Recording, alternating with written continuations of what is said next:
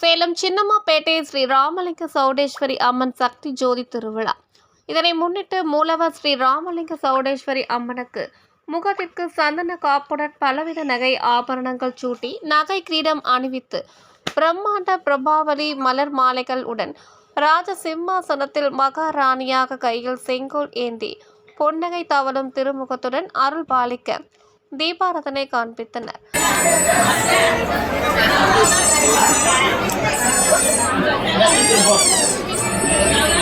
உற்சவ ஸ்ரீ ராமலிங்க சௌடேஸ்வரி அம்மனுக்கு அச்சுவல்ல கோட்டை கட்டி பலவித நகை ஆபரணங்கள் பிரம்மாண்ட மலர் மாலைகள் சூட்டி கையில் திரிசூலத்துடன் சிறப்பு அலங்காரத்தில் பக்தர்களுக்கு அருள் பாலிக்க தீபாராதனை காண்பித்தனர்.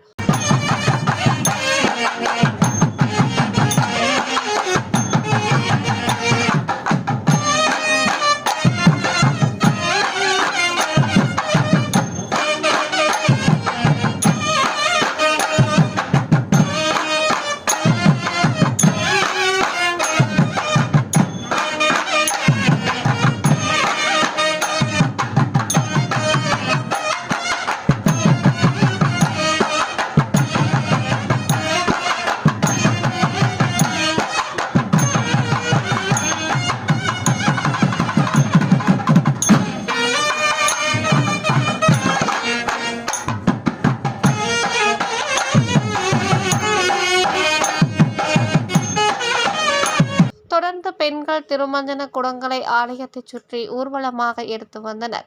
உற்சவருக்கு வெள்ளி கவசம் அணிவித்து சிறப்பு அலங்காரம் செய்து வீரகுமாரர்களின் அழகு சேவை சிறப்பாக நடைபெற்றது.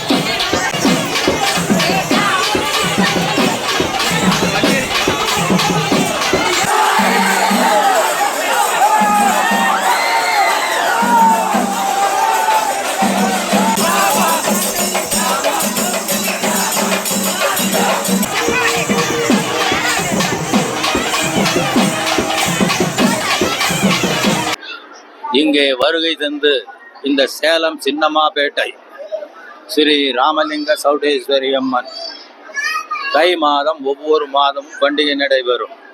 ஒவ்வொரு வருடமும் இந்த வருடம் ஜோதி அம்பாளினுடைய ஜோதி இந்த ஆலயம் கட்டி 14 ஆண்டுகளாகிறது. இப்பொழுதுதான் ஜோதி மெரமனை இன்று மாலை நடைபெற இருக்கிறது. இந்த நேரத்தில் பெண்களும் இளம் சீரார் சிறுமிகளும் கோலாட்டம் ஆடி மகிழ்வித்து வருவார்கள்.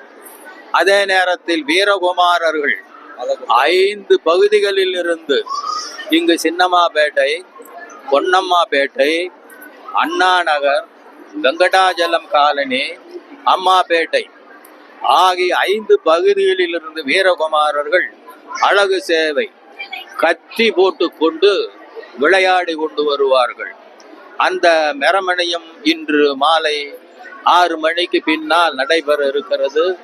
அந்த ஜோதி மெரமணையில் கலந்து கொண்டு அம்பாளினுடைய அனுக்கிரகத்தை எல்லோரும் பெற வேண்டும் என்று கோயில் நிர்வாகிகள் சார்பாக நான் வேண்டி விரும்பி கொண்டு கேட்டுக்கொண்டு இங்கு சேனலில் இருந்து படம் எடுக்க வந்திருக்கின்ற அத்தனை பேருக்கும் என்னுடைய நன்றி கலந்த வணக்கத்தினை தெரிவித்துக் கொள்கிறேன். நன்றி, வணக்கம்.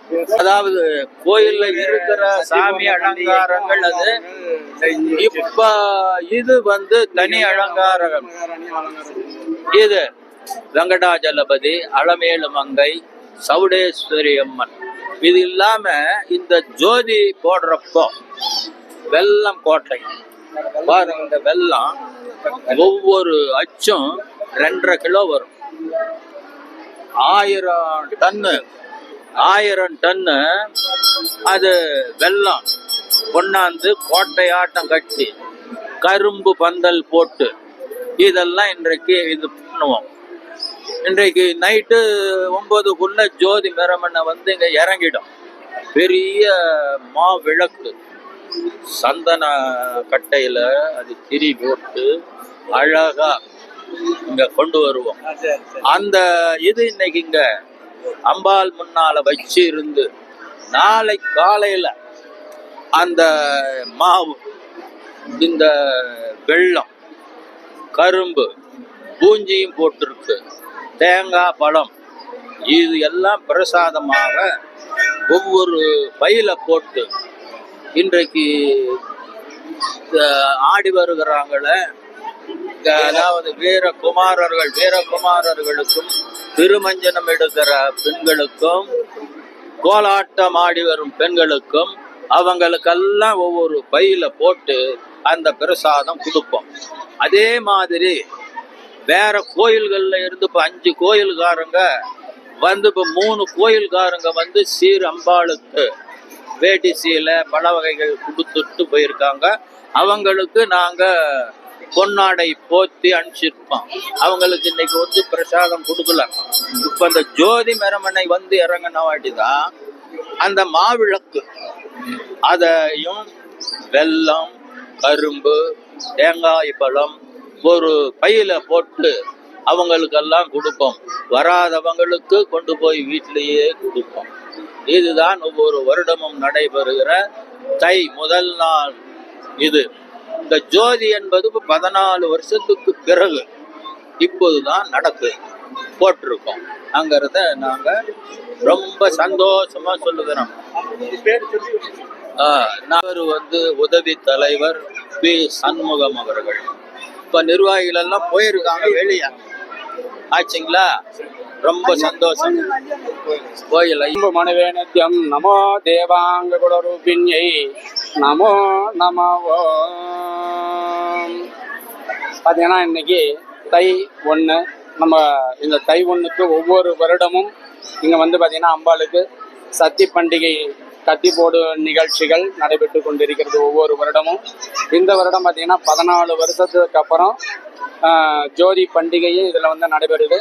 அம்பாள் வந்து உருவானது விஷயமே பார்த்தீங்க அப்படின்னா பிரம்மாவுடைய தொப்புள்ள இருந்து தேவல மகரிஷி அப்படின்றவர் உருவானார்.